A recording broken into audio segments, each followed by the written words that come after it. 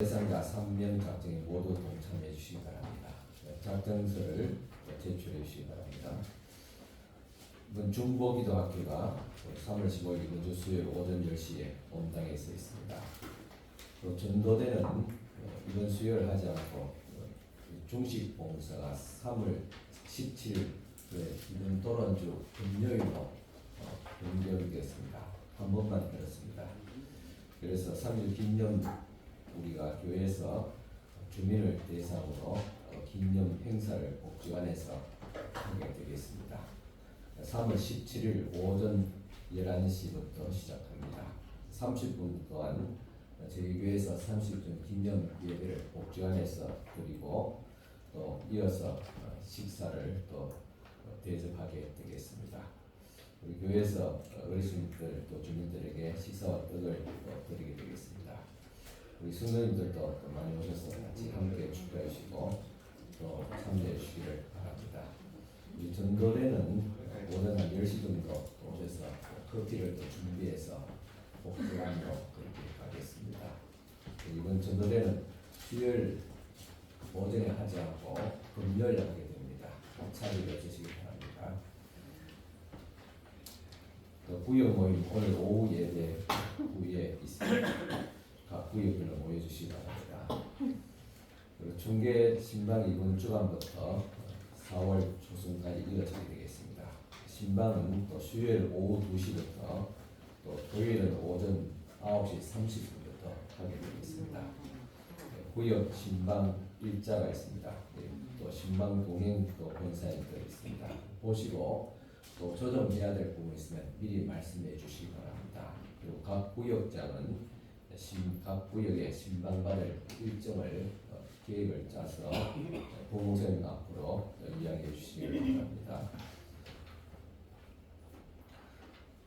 그 뒤에 시리아 지진을 구호를 위한 헌금을 이름을 봉투를 드렸습니다. 다음 주에 각자 선인껏 주시기를 바랍니다. 또 한 끼 금식기도 성교 헌금, 또 10일간 동안 한 끼 금식한 분들은 또 성교 헌금으로 올려드려 주시기 바랍니다. 3월달 목회 계획을 또 계속 또 참고해 주시기 바랍니다. 교회 소식 있습니다. 이제 우리 다 같이 일어서서 동일한 마음으로 함께 예배를 드리겠습니다.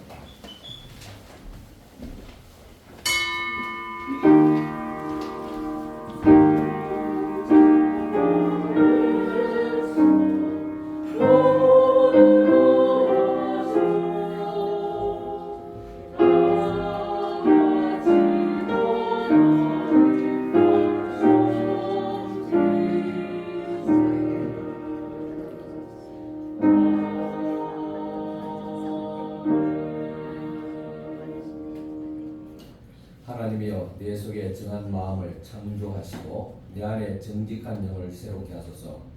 나를 주 앞에서 쫓아내지 마시며 주의 성령을 내게서 거두지 마소서. 주의 구원의 즐거움을 내게 회복시켜 주시고 자원하는 심령을 주사 나를 붙드소서. 아멘. 우리를 사랑하여 주시는 하나님, 고단한 인생을 위로하여 주시고 평안과 기쁨과 안식을 주시기 위해 예배의 자리로 불러주시니 감사합니다. 자비로운 음성에 순종하여 경건한 마음으로 예배하오니 우리의 찬송과 기도와 경배를 기쁘게 받아 주옵소서. 참 마음으로 예배하는 주의 백성에게 크고 안전한 날개를 드리워 주셔서 피곤한 육체에는 안식을 주시고 상처난 영혼에는 하늘의 평안을 다하여 주시고 낙심한 자에게는 성령의 능력으로 기름 부어 주옵소서. 예수님의 이름으로 기원하옵나이다. 아멘. 다 같이 앉으셔서 한 주간 삶을 돌아보면서 주님 앞에 지은 죄를 고백하며 또 예배를 준비하는 기도를 드리겠습니다. 기도하겠습니다. 하나님 아버지 감사합니다.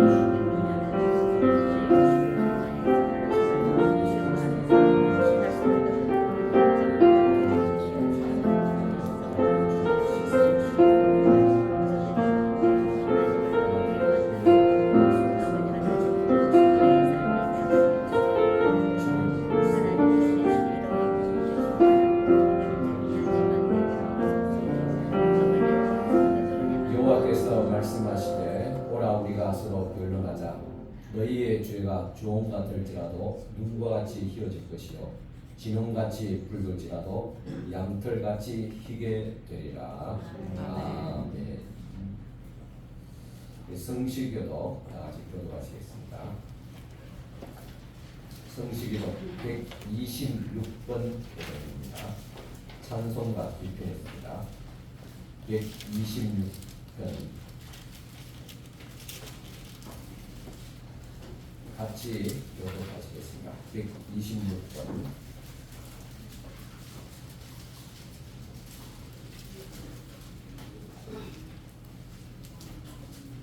여호와여 나의 영혼이 주를 우러러 보나이다. 나의 하나님이여 내가 주께 의지하였사오니 나를 부르지 않게 하시고 나의 원수들이 나를 이겨 개가를 부르지 못하게 하소서. 주를 바라는 자들은 주를 찬양하리라. 바라는 속이는 자들은 주를 당하리이다. 여호와여 주의 도를 내게 보이시고 주의 길을 내게 가르치소서. 주의 길로 나를 지도하시고 교훈하소서. 주는 내 구원의 하나님이시니 내가 주의 주를 따르리라. 여호와여 주의 국률하심과 인자하심이 영원부터 있었사오니 주여 이것을 기억하소서. 여호와여 내 젊은 시절의 죄와 허물을 기억하지 마시고 주의 인자하심을 따라 주께서 나를 기억하시되 주의 선하심으로 하옵소서. 여호와는 선하시고 정직하시니 그러므로 그의 도로 죄인들을 교훈하시로다. 온유한 자를 정의로 지도하시며 온유한 자에게 그의 도를 가르치시리라. 여호와의 모든 일은 그의 언약과 진리를 지키는 자에게 인자와 진리로다. 아멘. 이 시간 우리를 대표해서 김민호 장로님 기도해 주시겠습니다. 우리에게 참 기쁨이 되시는 하나님 아버지, 지켜주신 은혜와 거룩한 주일 온전히 예배 드릴 수 있게 허락하심을 감사드립니다. 구원의 하느님, 저희는 악이 많습니다. 저희들의 이기적인 마음을 온유한 마음으로 새롭게 하시고 정직한 영을 허락하사 주님의 뜻에 엇나지 않는 삶을 살 수 있도록 하시옵소서. 어떤 환경과 여건의 어려움이 있을지라도 믿음으로 살아가는 저희들이 되도록 인도하여 주시옵소서. 사랑의 주님, 예배위원과 목사님에게 용기와 지혜와 건강을 허락하사 상처받은 많은 심령들을 푸른 풀밭 잔잔한 물가로 인도할 수 있도록 성령의 능력을 다하여 주시옵소서. 오늘 목사님이 주님의 말씀 선포할 때 우리 모두의 마음과 마음이 하나가 되고 하나님의 나라의 평안을 맛보며 심령이 새로워지는 귀한 예배의 시간이 되도록 인도하여 주시옵소서. 우리 주 예수님의 이름으로 기도드립니다.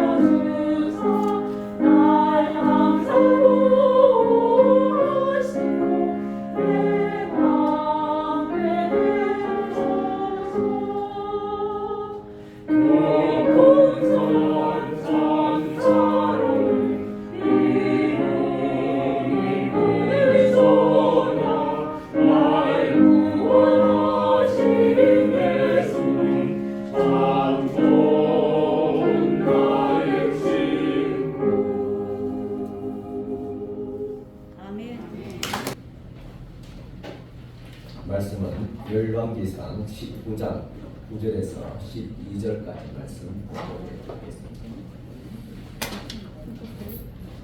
미안합니다. 찬양을 제가 원해 받아가지고 찬송가 부르면서 운동부터 준비하도록 하겠습니다. 찬송가 412장입니다.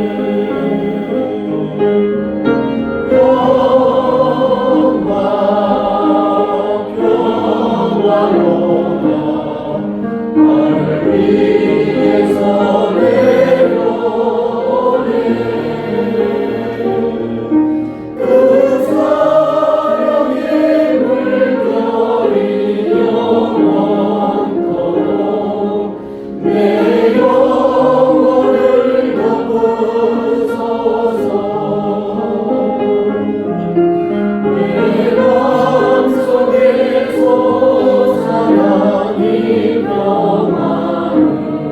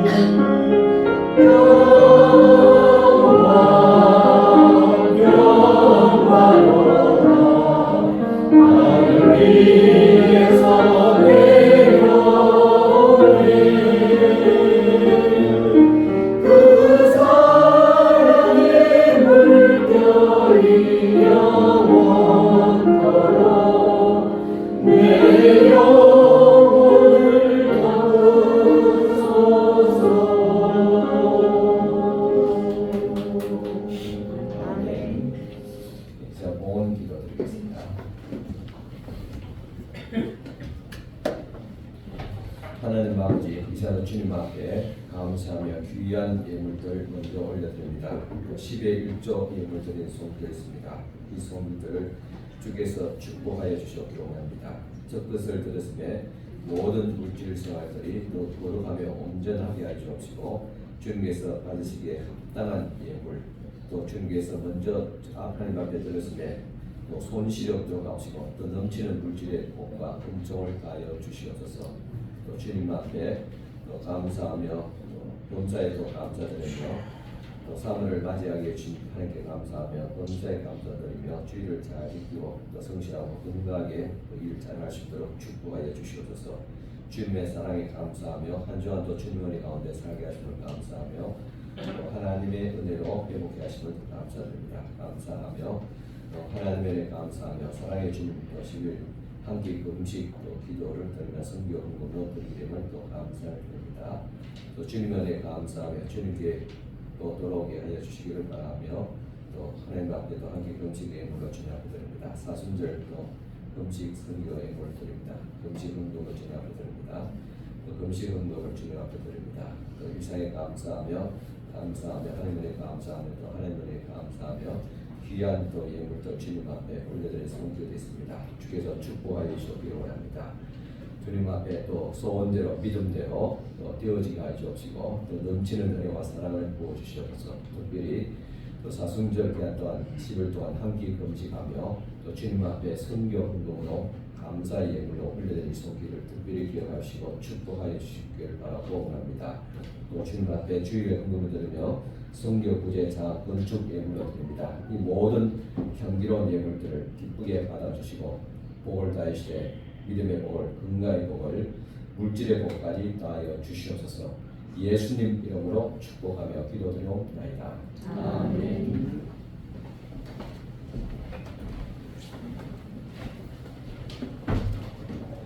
이 시간 주신 우리 하나님의 말씀 공독해 드리겠습니다. 말씀은 열왕기상 19장 9절에서 12절까지 공독해 드리겠습니다.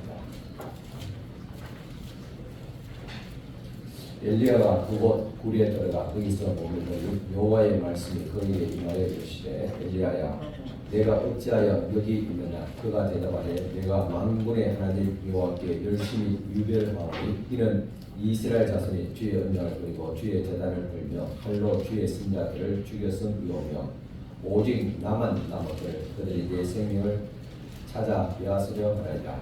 여호와께서 이르시되 너는 나가서 여호와의 앞에서 산에 서라 하시더니 여호와께서 지나가시는데 여호와 앞에 크고 강한 바람이 산을 가르고 바위를 부수나 바람 가운데 여호와께서 계시지 아니하며 바람 후에 지진이 있으나 지진 가운데도 여호와께서 계시지 아니하며 또 지진 후에 불이 있으나 불 가운데도 여호와께서 계시지 아니하더니 불 위에 세미한 소리가 있는지라.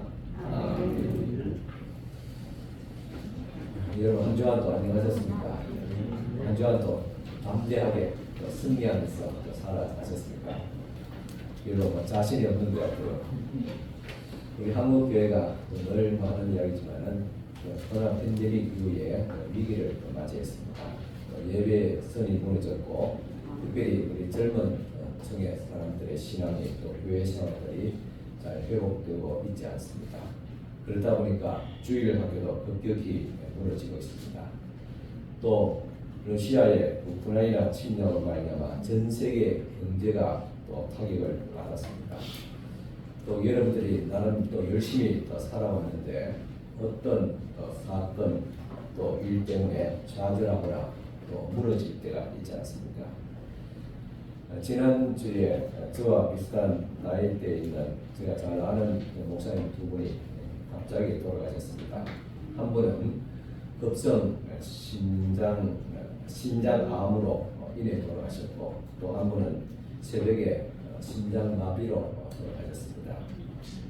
심장마비로 돌아가신 목사님은 몇 년 전에 우리 교회에서 부흥회를 인도한 그런 목사님, 세대교 교회 김성식 목사님입니다. 작년에 경북노회 노회장까지 하셨던 분입니다. 사실 원래 제가 강사로 마음에 두고 있었던 그런 목사님이었습니다. 지난주에 시찰에 갔는데 우리 시찰에 어느 교회 목사님이 건강이 좋지 않아서 조기 은퇴하신다는 그런 소식을 접하게 되었습니다. 참 이렇게 우리 삶에는 다양하게 위기와 위협이 다가오게 됩니다. 이럴 때는 어떻게 해야 되냐? 어떻게 하면 다시 우리 삶이 또 우리 신앙과 또 우리의 모든 또 생활들이 회복될 수 있을까라는 그런 의문이 있습니다. 오늘 성경에 보면 한때 잘 나간다는 그런 인물이 갑자기 무너진 그런 인물이 있습니다. 바로 엘리야입니다. 그런데 하나님께서 그를 어떻게 회복시켜 주시고 다시 사명의 길로 가게 하셨는지를 보게 될 것입니다. 성경에서 가장 영향력 있는 대표적인 인물을 들라면 모세와 엘리야겠습니다. 모세는 하나님의 말씀을 상징하는 인물이고 엘리야는 하나님의 예언을 상징하는 인물입니다. 특히 엘리야는 하나님께서 산채로 데리고 가셨습니다. 마치 예수께서 부활하시고 승천하신 것과 같은 그런 인물입니다. 엘리야는 그가 떠난 후에도 성경은 이 엘리야에 관해서 다양한 이야기를 전해주고 있습니다. 엘리야는 성경에서 특히 참 독특하고 능력 있는 사람으로 뽑히게 됩니다. 성경에서 미래의 메시아는 엘리야와 같은 인물이라고 연상하게 합니다. 이처럼 엘리야는 신약, 구약 전체에서 가장 강력하고 인상 깊은 인물이었다고 알 수 있습니다. 더욱이 그의 예언 활동을 보면 그는 용감하기가 이를 데 없는 철의 사람이었습니다. 예를 들면 이스라엘 땅에 3년 반 동안 가뭄이 있게 하려고 했을 때 가뭄이 들었습니다. 그리고 사르밧 과부에게 밀가루와 기름이 떨어지지 않게 했으며 또 그의 아들이 병들어 죽어갈 때 아들을 살려낸 죽었을 때 죽은 아들을 살려낸 그런 기적을 행하기도 했습니다. 무엇보다도 갈멜산에서 아합 왕의 아내가 지원하는 바알과 아세라 선지자들 850명과 대결하여서 승리하고 그리고 이들을 모두 죽였습니다. 그러나 오늘 본문 말씀인 열왕기상 19장에서 엘리야는 이처럼 강한 능력 있는 예언자의 모습이 아니라 한없이 연약해진 모습으로 생명의 위협을 느끼며 가장 불안하고 절망스러운 변환 끝에 선 모습을 보게 됩니다. 자, 열왕기상 19장은 엘리야와 같은 대예언자도 사역의 피로와 탈진을 겪고 자신의 생명마저 내려놓으려는 모습을 보게 됩니다. 바알과 아세라 선지자 수백 명을 혼자 대결한 이 엘리야의 모습은 사라지게 됩니다. 어떻게 이렇게 되었습니까? 그것도 하루아침에 일어난 그런 일이었습니다. 엘리야 선지자가 갈멜산에서 기후제 대결에서 승리한 후 아합의 아내 이세벨이 거느리고 있던 이 바알과 아세라 선지자를 다 죽였다고 했습니다. 그래서 이세벨이 이 엘리야를 24시간 이내에 죽이지 않으면 자기가 섬기는 신들에게 저주를 받아도 좋다고 그렇게 했습니다. 옛말에 여자가 한을 품으면 온유월에도 서리가 내린다는 그런 말이 있지 않습니까?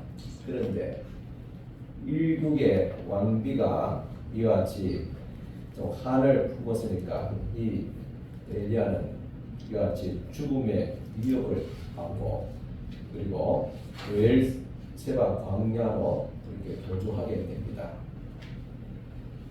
광야로 그냥 도주했더라. 급하게 갔습니다.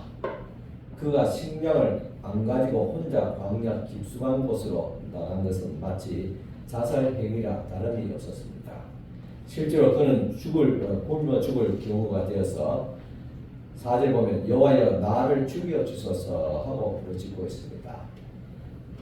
믿음의 대장부가 이제 공포의 쫄장부로 전락한 것입니다. 여기서 엘리야가 당한 첫 번째 시험은 두려움이었습니다. 오늘 우리가 감당할 수 없던 시련과 또한 어떤 사건 사고를 당할 때 첫 번째 느끼는 것이 두려움입니다. 이렇게 우리가 망하는가? 이렇게 내 삶이 무너져 내리는가 하는 그런 공포심이 다가오게 됩니다. 엘리야가 그랬습니다. 그래서 요한계시록 19장 4절 보면 자기 자신은 광야로 들어가 하룻길쯤 가서 한 로뎀 나무에 앉았더니라고 했습니다. 엘리야는 로뎀 나무 밑에 주저앉아 버렸습니다. 이 로뎀 나무라는 것은 올리브 나무나 백향로 같이 멋있고 그리고 유용한 그런 나무는 아닙니다. 초라하고 쓸모없는 쌀이 나무 같은 나무입니다. 사실 그것은 나무라고 할 수 없습니다. 쌀이 덤불입니다. 중동 지방에 있는 초라한 덤불입니다. 햇빛을 막을 수 있는 무성한 잎도 있는지 아닙니다. 엘리야는 무서워서 이 덤불 속에 들어가 몸을 숨기고 있었던 것입니다. 이 초라하고 불쌍한 신앙은 두려움 때문에 비굴해진 인간의 모습입니다. 열왕기상 19장 4절입니다. 자기가 죽기를 원하여 이르되 여호와여 넉넉하오니 지금 내 생명을 거두시옵소서. 엘리야는 좌절 속에서 하나님 앞에 푸념을 내놓습니다. 주님 이제 다 끝났습니다. 제 목숨을 거두어 주옵소서. 여러분들 때때로 어떤 절망적인 순간에 그만 살고 싶다. 하나님께서 막 데려갔으면 좋겠다. 내일 아침에 눈을 안 떴으면 좋겠다. 그렇게 한 적이 없습니까? 없는 것 같아요, 여러분들은. 저 혼자만 그런 것 같아요. 사는 것이 힘들어 모든 것을 다 포기하고 싶었습니다. 열왕기상 19장 4절입니다. 나는 내 조상들보다 낫지 못하니이다 하고 또 번영합니다. 여기서 빠진 두 번째 시험은 바로 교만이었습니다. 그는 내 열조보다 낫지 못합니다 라고 하나님께 말하고 있습니다. 이 말의 의미가 무엇입니까? 지금까지 자기의 믿음이 조상들 즉 아브라함과 야곱과 요셉과 그리고 모세나 요수와 같은 위대한 조상들과 비등하거나 그보다 조금 더 낫다고 그렇게 스스로 생각하고 있었던 것입니다. 그는 착각에 빠질 만도 한 것은 갈멜산에서 자기가 기도할 때 하늘에서 불이 떨어져서 제단 제물을 살라버리고 그리고 한 사람이 850명의 우상 신자를 다 때려 죽였습니다. 이 대승리를 거둔 경험이 엘리야를 교만하는 시험에 빠지게 했을 것입니다. 교만을 하면 반드시 넘어져서 이 엘리야와 같이 낙심하게 됩니다. 하지만 하나님은 우리에게 다가오셨습니다. 엘리야에게 다가가셨습니다. 열왕기상 9장 5절입니다. 우리 같이 한번 읽어보겠습니다. 열왕기상 9장 19장 5절입니다. 19장 5절 본문 말씀 드리겠습니다. 로뎀 나무 아래 누워 자더니 천사가 그를 어루만지며 그에게 이르되 일어나서 뭐라 하는지라. 몸과 마음이 몹시 피곤한 엘리야였습니다. 나를 죽게 해달라고까지 참 절망적인 그런 엘리야였습니다. 이세벨의 자객들이 언제 쫓아와서 나타날지도 모릅니다. 잠든 엘리야는 자기의 온몸을 다정하게 쓰다듬는 감촉을 느끼게 됩니다. 그리고 부드러운 음성이 들렸는데 일어나서 먹으라고 말합니다. 이것은 마치 어린 아이를 대하는 어머니의 행동과 음성과도 같습니다. 특히 우리 한국 어머니들은 아이들에 대한 사랑의 표현으로 먹으라 그렇게 말합니다. 여기에서 우리 교포 중학생 하나가 신문 자담에서 한국식 어머니에 대한 불평으로 우리 어머니는 먹어 하는 말밖에 모른다고 했습니다. 우리 어머니들도 잠든 자식들을 키우면서 일어나 밥 먹고 가라 그렇게 말합니다. 그리고 나의 의견을 듣기도 전에 반찬을 집어주면서 또 먹으라 그렇게 말합니다. 이 말은 무척 동양적인 표현입니다. 그리고 다시 일으키시는 또 하나님의 사랑이기도 합니다. 열왕기상 19장 6절 온적 머리맡에 숯불에 구운 떡 한 병 물이 있더라. 이에 먹고 마시고 다시 누웠더니 엘리야가 눈을 떠보니까 정말 자기 머리맡에 구운 떡과 그리고 한 병 물이 있었습니다. 엘리야는 이 떡과 물을 먹고 마시고 또 잠이 들었습니다.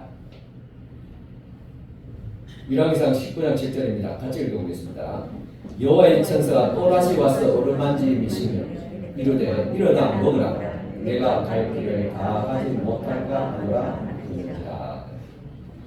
이제 여기에 잠든 엘리야를 들쳐서 흔들어 깨웁니다. 그리고 이런 말을 합니다.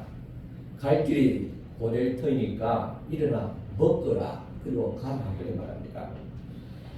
그러니 하나님의 음성을 일어나서 먹으라고 하고 또 새로운 출발을 하라는 재촉하는 말씀입니다. 우리 어머니가 아침에 여러분들 깨우잖아요. 빨리 일어나 먹고 이제 학교 가야지. 다 큰 자녀는 이제 직장 빨리 출근해야지. 늦지 않게 가야지. 그 어머니의 음성과도 같았습니다. 눈물겹고 고통스럽고 때론 이해할 수 없는 우리 나그네 길은 실상 보이지 않는 하나님의 보살핌이 있다는 것을 깨닫게 됩니다. 어머니의 다정한 일어나서 밥 먹고 학교 가야지, 밥 먹고 이제 일하러 가야지. 그 음성 속에 또한 하나님의 보살피는 뜨거운 사랑이 있다는 사실입니다. 그것을 느끼고 발견할 수 있기를 바랍니다. 문학가 모리아게는 인생이 한 번밖에 갈 수 없는 나그네 길이라면 내가 어디로 가고 있는지를 해답하는 것이 문학의 목적이라고 말했습니다. 그 길이 지치고 어려울수록 목적에 대한 생각이 흐려지기도 하고 무너지기도 합니다. 그때 우리에게 힘을 주는 것 하나가 바로 음식의 힘과 그리고 그 음식을 주는 사랑의 손길입니다. 예전에 제가 농촌교회 목회를 갈 때 때로 지치고 힘들 때가 있었습니다. 근데 묘하게도 그럴 때마다 성도님들이 보신탕을 끓여서 사택 앞에 갖다 놓고 목사님 드세요 하는 겁니다. 그럴 때 저는 이 보신탕에 힘을 얻어서 다시 용기를 가지고 회복할 때가 종종 있었습니다. 저는 그때 그분들을 하나님이 보내신 천사라고 생각합니다. 그런 사람의 손길이 있었기에 이 험난한 목회를 나름 이렇게 여기까지 오게 되었습니다. 이렇게 우리들이 외롭고 힘들 때 누가 밥 한 그릇 같이 먹자고 하는 것이 힘이 되고 그리고 위로가 됩니다. 열왕기상 19장 8절입니다. 같이 읽겠습니다. 이에 일어나 먹고 마시고 그 음식물의 힘을 의지하여 40주 40날을 가서 하나님의 산 호렙에 이르느냐. 엘리야는 다시 용기를 내어 일어납니다. 조상 아브라함처럼 믿음으로 출발합니다. 그런데 여기 보통 엘리야가 있는 그 위치에서 호렙산까지 가는 길은 열흘 정도, 10일 정도 되는 거리입니다. 그렇지만 40일이 지나서 광야에 도착했다는 것입니다. 그렇다면 여기서 30일, 지체한 30일은 무엇을 했을까? 이거 궁금하지 않습니까? 짐작컨대 그 30일은 광야에서 헤매는 그런 시간이었다고 생각합니다. 갈까 말까, 돌아설까, 앉을까, 주저할까 이렇게 하는 마음의 번민과 고통과 두려움과 때로는 힘을 가지고 그래 다시 가야지 그런 만감이 교차하는 그런 시간이었을 것입니다. 이런 일도 이런 답답하고 속이 상할 때 아무 목적 없이 그냥 길거리에 그냥 막 헤매고 다닐 때가 있지 않습니까? 보니까 전혀 없는 것 같아요. 저 혼자만 그런 것 같아요. 감사합니다. 제가 예전에 경주 농촌교회에서 목회를 할 때 집사람과 한바탕 싸우고 교회 뒤편 언덕 도리밭 사이를 서성거리고 있었습니다. 그때 뒤따라온 집사람이 여보, 아니 거기 돌밭에 숨은 줄 알아? 빨리 내려와. 그 이야기 듣고 쪽팔리게 그렇게 내려온 적이 있었습니다. 엘리야가 30일 동안에 이 광야에서 서성거린 그것은 옛날 조상 이스라엘 백성이 애굽에서 나와 시내 광야를 헤맨 40년의 기간과 같습니다.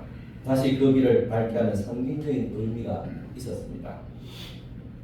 이스라엘 백성은 광야 40년간 고생을 많이 했지만 하나님의 은혜를 수없이 체험하고 그리고 약속의 땅 가나안 땅에 정착하기까지 깊은 신앙심을 가지게 하는 훈련의 기간이 되었습니다. 결국 40일간은 헛되게 시간과 노고를 쓰는 것이 아니라 필요한 과정이었습니다.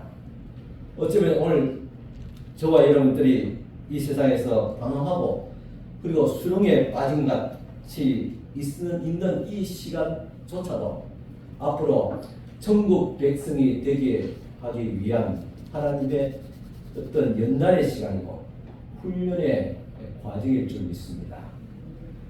시편 기자의 노래를 들어보십시오. 시편 84편 5절 7절입니다. 주께 힘을 얻고 그 마음에 시온의 대로가 있는 자는 복이 있나이다.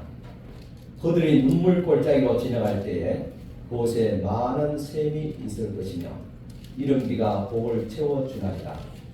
그들은 힘을 얻고 더 얻어 나아가서 시온에서 하나님 앞에 각기 나타나리다. 아멘.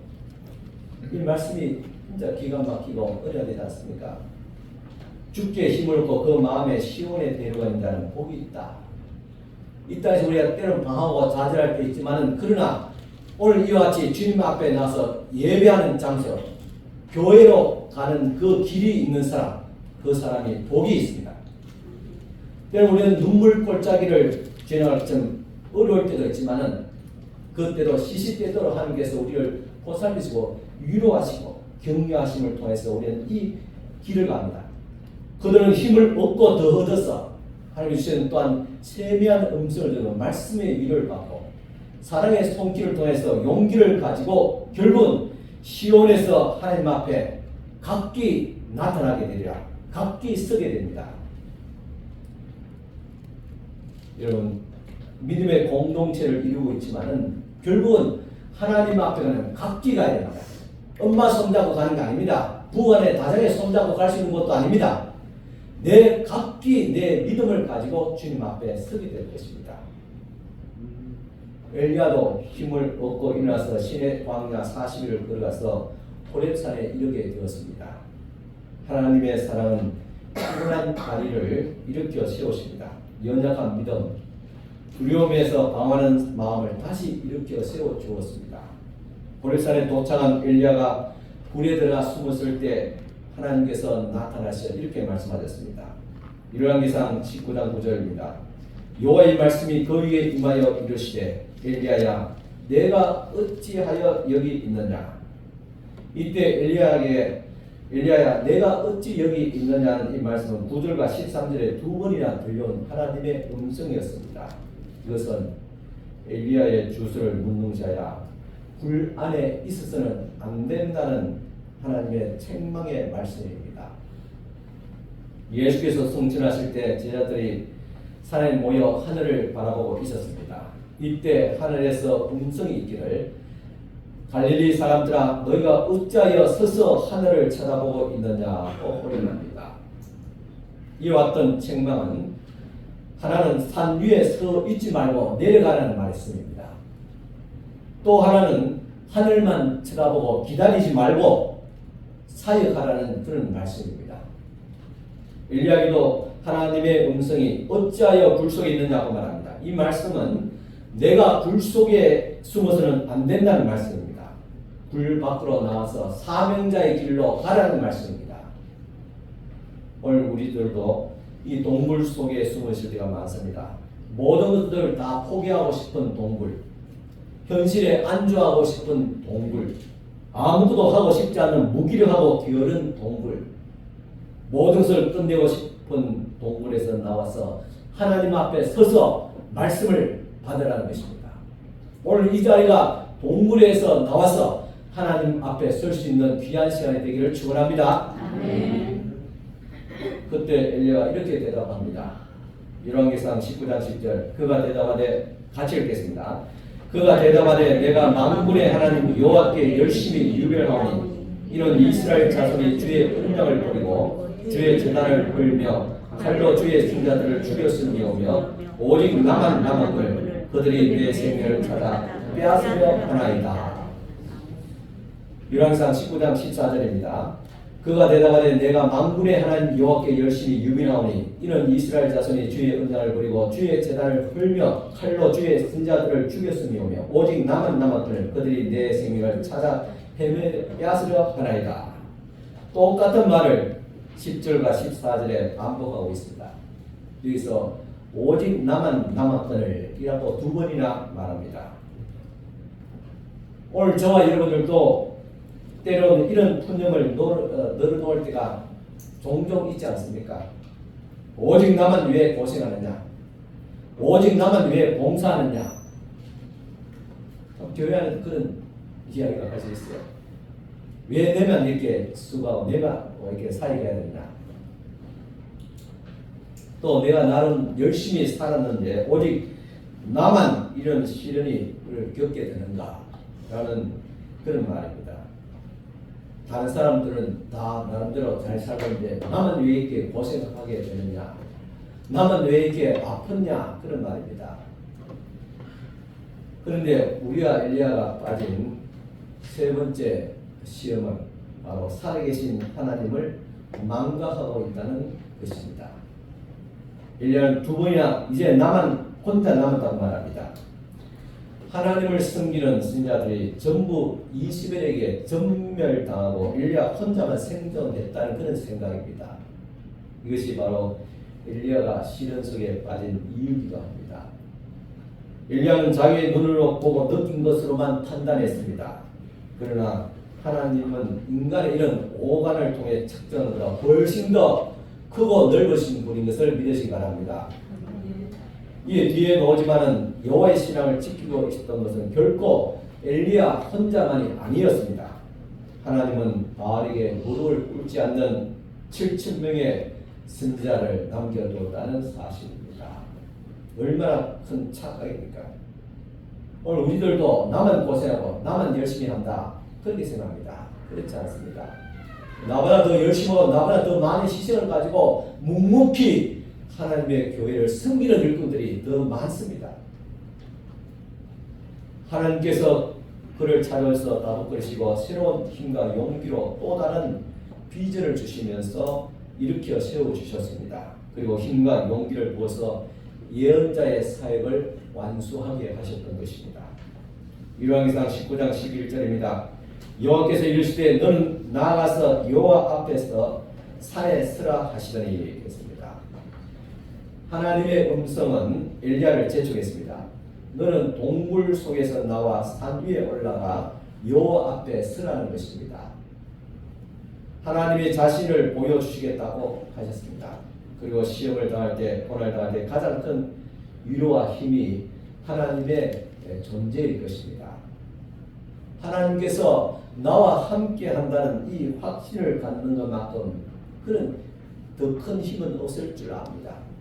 세상이 다 무너지고 내가 절망의 벼랑 끝에 서 있는 것 같이 느껴질지라도 이곳에서 여호와께서 나와 함께 하신다고 확신할 때 원수의 목전에서 상을 베푸시는 하나님, 내가 사망의 음침한 골짜기로 다닐지라도 여호와께서 나와 함께 하시니 내가 담대함과 위로를 받게 된다는 이런 확신입니다. 그래서 하나님께서 당신을 보여줄 테니까 동굴 밖에 서라 말씀하십니다. 오늘 여러분도 하나님의 말씀을 받기 위해서 이 시간 동굴 밖에 선 줄 믿습니다. 우리들은 하나님을 만나기 위해서 스스로 나 자신을 가두고 있는 동굴 밖으로 나와야 됩니다. 그러나 엘리야는 불 밖에 선뜻 나가지 못하고 있었던 것입니다. 13절에 의하면 하나님의 나타나심을 체험한 뒤에야 겨우 동굴 입구까지 나가게 되었습니다. 열왕기상 19장 11절 12절입니다. 여호와께서 지나가시는데 여호와 앞에 크고 강한 바람이 산을 가르고 바위를 부수나 바람 가운데 여호와께서 계시지 아니하며 바람 후에 지진이 있으나 지진 가운데도 여호와께서 계시지 아니하며 또 지진 후에 불이 있으나 불 가운데도 여호와께서 계시지 아니하더니 불 후에 세미한 소리가 있은지라 했습니다. 바람 가운데 여호와께서 계시지 않더라. 지진 가운데서도 여호와께서 계시지 않더라. 불 가운데서도 여호와께서 계시지 않더라 하겠습니다. 여기 바람과 지진, 불은 모두 큰 사건, 큰 역사를 말하고 있습니다. 엘리야가 갈멜산에서 이런 경험을 했습니다. 불같은 경험, 땅이 흔들리는 지진 같은 경험, 바람이 부는 이런 경험을 했습니다. 하지만 그런 사건, 그런 체험들이 막상 두려움의 불에 떨어졌을 때 그를 거기서 건져주지 못했다는 사실입니다. 이제 생명의 위협 아래 초라한 예언자가 된 것입니다. 성전에서는 승리했지만 그에게 남아있는 것이 무엇이었을까? 도피와 절망, 무기력과 포동만이 그의 몫으로 남게 되었던 것입니다. 20에는 여전히 살기가 등등하고 엘리야는 차라리 죽기를 구하는 처량한 신세로 전락하고 극도의 상심과 절망을 겪고 있습니다. 그러기에 그는 예언자적 사역을 포기하려는 듯합니다. 그는 하나님께 부르짖습니다. 하나님이 어디 계십니까? 왜 저를 이 광야의 동굴에 처박아 두시는 것입니까? 큰 폭풍이 산을 가르고 바위를 부수고 바람이 일고 지진과 불이 있으나 그곳에도 하나님이 계시지 않네요. 폭풍과 지진, 불은 구약 성경의 종종 하나님의 임재의 상징이기도 했습니다. 그러나 그런 징후에도 이 엘리야는 막상 자에게 도움을 주시는 하나님의 임재를 느끼지 못했다는 사실입니다. 이때 그는 갑자기 동굴 속에서 하나님의 세미한 음성이 들려왔습니다. 내가 어찌하여 여기 있느냐는 음성입니다. 이 음성은 하나님의 말씀입니다. 그리고 이 음성이 하나님의 존재를 느끼게 했습니다. 오늘 우리들에게 있어서 예전에 많은 기적과 은혜와 체험들 나름대로 다 했잖아요. 그러나 한가닥 없는 사람이 어디 있습니까? 그러니까 예수 믿었잖아요. 그런데 우리가 막상 어려운 위기에서 우리를 구원하는 것은 그런 기적과 표적이 아닙니다. 하나님의 세미한 음성 속에서 나타나는 하나님을 인격적으로 만나는 것입니다. 하나님의 세미한 음성은 바로 하나님의 말씀입니다. 이 세미한 음성 가운데서 하나님의 존재를 느끼게 했던 엘리야는 겉옷을 얼굴에 두르고 은신처에 살았던 이 동굴에서 빠져나오게 됩니다. 그가 얼굴을 가렸다는 것은 부끄럽기도 하고 또 하나님의 존재에 대한 두려움이기도 하고 그래서 얼굴에 겉옷을 두른 후에 밖으로 나오게 되었습니다. 그것은 엘리야가 하나님의 임재를 확실하게 느꼈기 때문입니다. 엘리야가 동굴 밖에 나오자 다시 내가 어찌하여 여기 서 있느냐 이 말씀 두 번째 말씀 듣게 됩니다. 하나님은 이처럼 천둥과 번개, 지진 혹은 불같은 현상이 아니라 부드러운 세미한 작은 음성으로 이 엘리야를 부르시게 되는 것입니다. 그 세미한 소리 가운데 나타나신 하나님의 말씀입니다. 오늘 여러분들을 회복하고 우리를 다시 사명의 길로 가게 하는 것은 하나님의 세미한 음성, 하나님의 말씀입니다. 설교되어지는 말씀, 여러분 집에서 여러분 통독하는 말씀, 큐티를 하면서 묵상하는 그 말씀 속에서 하나님의 세미한 음성들, 그 세미한 음성 가운데 하나님을 인격적으로 만날 때 우리의 삶이 변화되기 시작합니다. 삶의 용기를 가지고 다시 사역의 길로 갈 수가 있는 것입니다. 오늘 사랑하는 성도 여러분, 말씀 가운데서 세미한 하나님의 음성을 들을 수 있기를 축원합니다. 하나님께서 세미한 음성 가운데서 다시 엘리야에게 사명을 주십니다. 열왕기상 19장 15절 16절입니다. 같이 한번 읽어보겠습니다. 열왕기상 19장 15절 16절 여호와께서 그에게 이르시되 너는 내 길을 돌이켜 광야를 통하여 다메섹에 가서 그러거든 하살에게 기름을 부어 아람의 왕이 되게 하고 너는 또 님시의 아들 에울에게 기름을 부어 이스라엘 왕이 되게 하고 또 바벨몰라 사바스의 아들 엘리사에게 기름을 부어 너를 대신하여 선지자가 되게 하라. 하나님의 사람 엘리야는 그 음성을 두고 다시 사유의 길로 나서게 됩니다. 그리고 그에게 세 가지의 과업이 부여되게 됩니다. 먼저 하사에게 기름을 부어서 아람 왕이 되게 하라. 그리고 또 다른 사명은 에후를 이스라엘 왕이 되게 하라. 그리고 마지막으로 엘리사를 자신의 후계자 선지자로 삼는 일이었습니다. 이 세 사람은 이스라엘이 저지른 죄악을 심판하는 역할을 하게 됩니다. 뿐만 아니라 어떻게 그 원수들 무찌를지 그 전략까지 다 짜고 계셨습니다.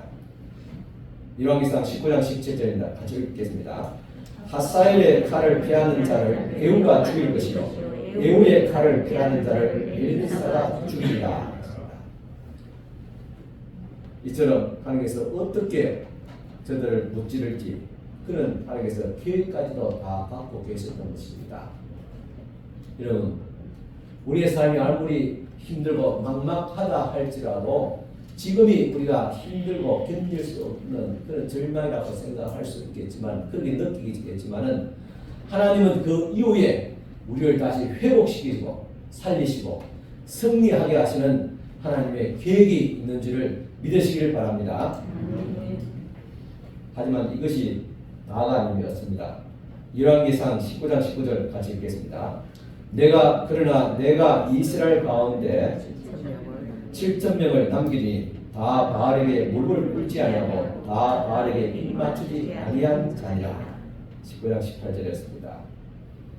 엘리야는 이 일을 위해서 인물을 세우는 일로 자신의 사역이 마무리된다고 생각을 했습니다. 하지만 이것으로 엘리야의 사역이 완성된 것은 아니고 오히려 하나님께서 알려지지 않는 7,000명을 남겨 놓으실 것이라고 그것도 무명의 7,000명입니다.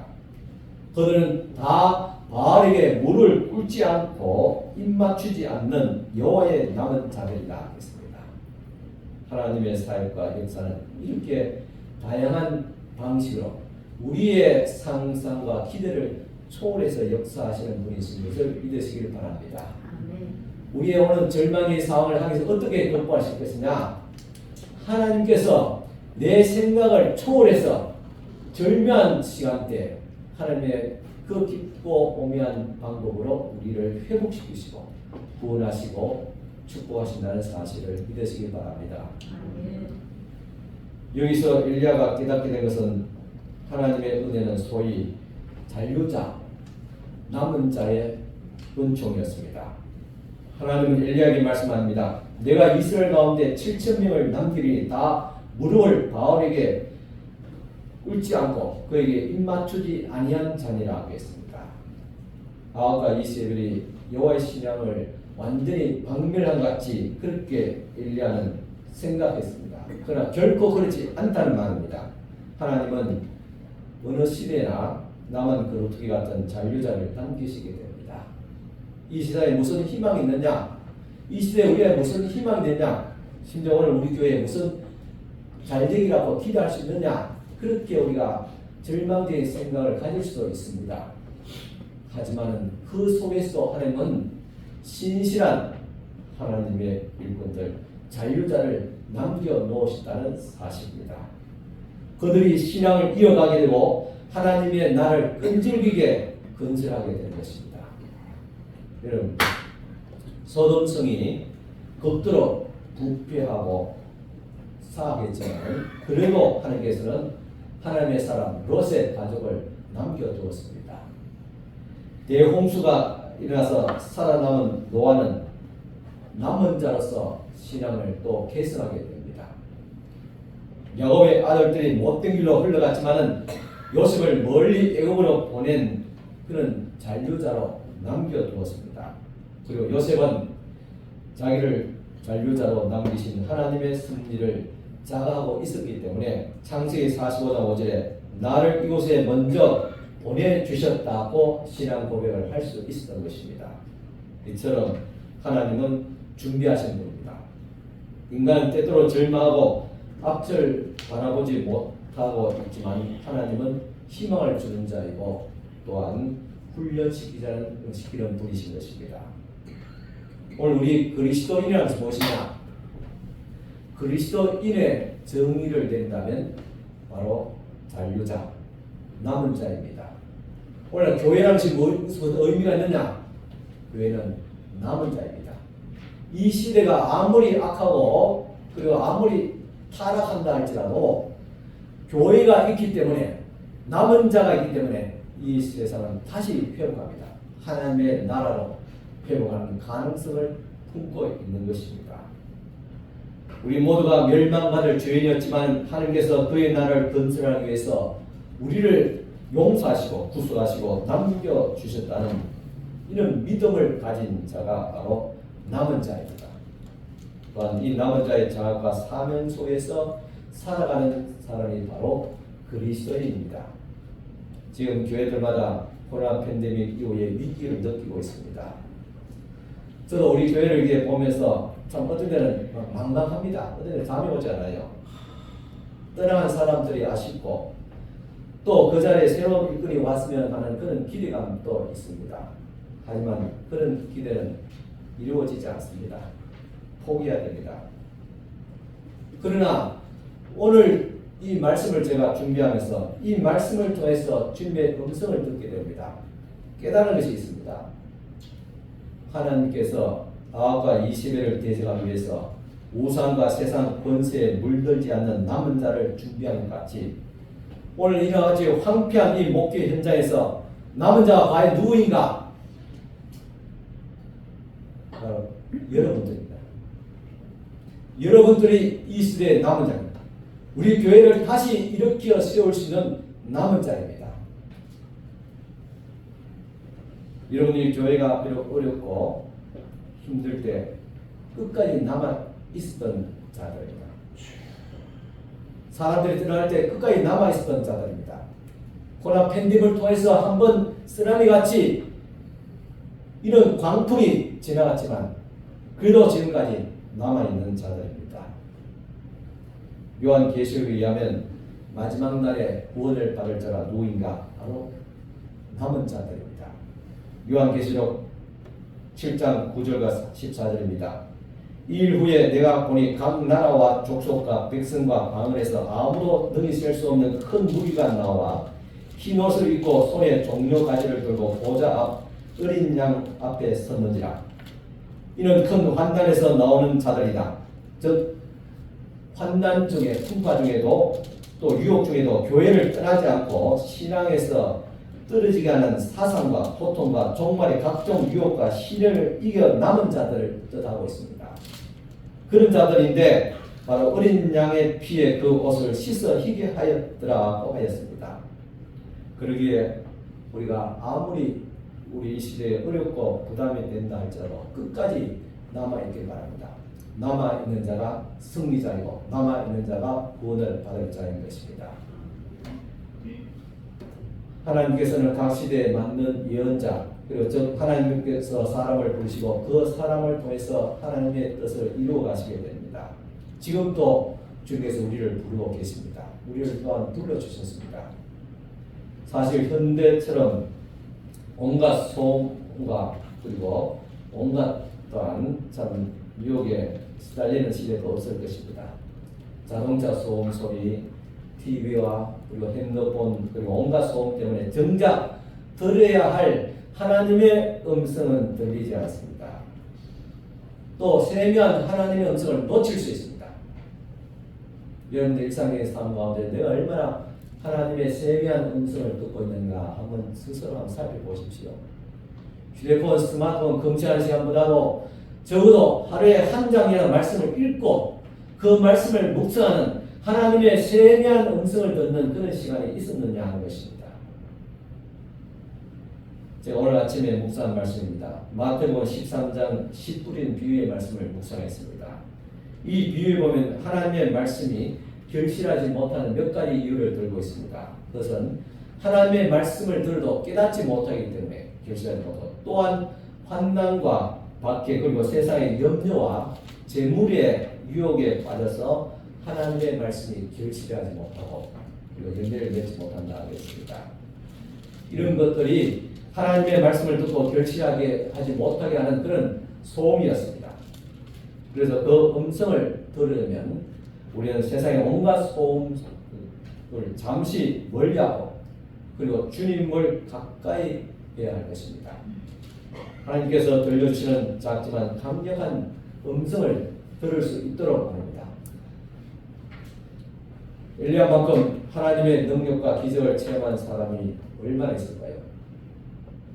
그럼에도 불구하고 때로는 그 역시 절망하고 낙심하며 모든 힘을 잃은 우리와 같은 그런 평범한 인간이기도 했습니다. 엘리야는 차라리 죽기를 구할 만큼 연사에게 어려운 절망을 겪었습니다.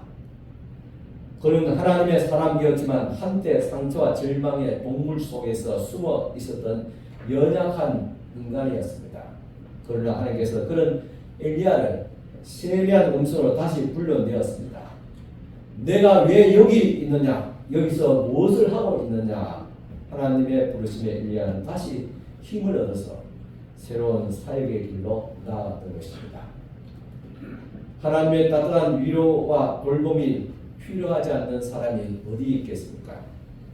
하나님께서 오늘도 저와 여러분들을 이렇게 부르시고 위로하시고 그리고 용기를 주시면서 새 사명자로 나서게 하십니다.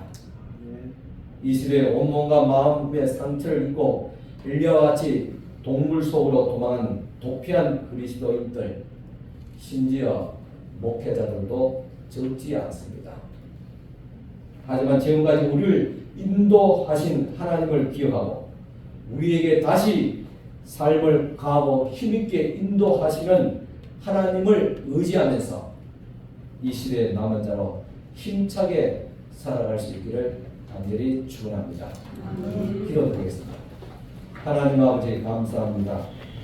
모든 사람들이 어렵다, 힘들다, 위기다, 절망 갖고 아우성치고 있지만은 주님께서 이 가운데서도 엘리야를 부르시고 남은 자를 주님께서 또한 부르신 우리 주님, 오늘 저희들도 남은 자로 때는 엘리야 같이 열심히 주의를 하며 잘 살다가 하루아침에 참 절망의 구름등에 빠져있던 저희들을 다시 회복시키고 구원하시고 사명자의 길로 가게 하시는 하나님의 손길을 다시 체험케 하시옵기를 바랍니다.